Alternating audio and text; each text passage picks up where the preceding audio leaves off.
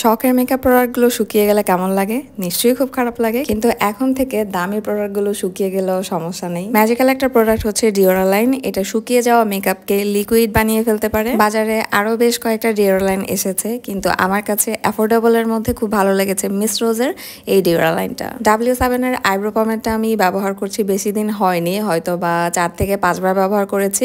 এরপরে দেখলাম যে অনেকটা ড্রাই হয়ে গিয়েছে আর ব্যবহারই করা যাচ্ছে না। স্বাভাবিকভাবেই আমাদের মেকআপ প্রোডাক্টের যদি 19 থেকে 20 হয় আমাদের মনটা খারাপ হয়ে যায়। তো নতুন একটা প্রোডাক্ট আমি ব্যবহার করতে পারছি না বলে খুব মন খারাপ হচ্ছিল।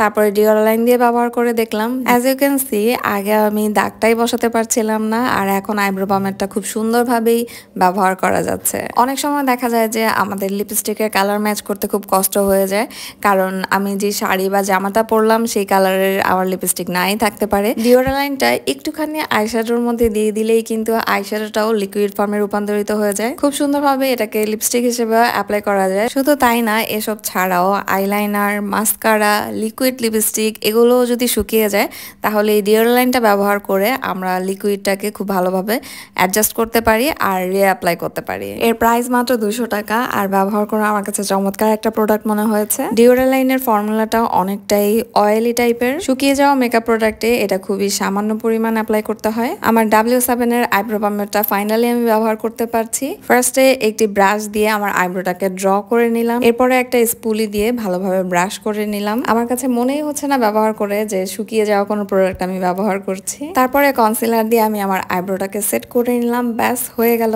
এভাবে আপনিও আপনার শুকিয়ে যাওয়া মেকআপ প্রোডাক্টগুলো পুনরায় ব্যবহার করতে পারবেন। এরকম আরো ভিডিও পেতে চ্যানেলটাকে সাবস্ক্রাইব করে রাখতে হবে। দেখা হবে নেক্সট ভিডিওতে। সে পর্যন্ত সবাই খুব ভালো থাকবেন। আল্লাহ হাফেজ।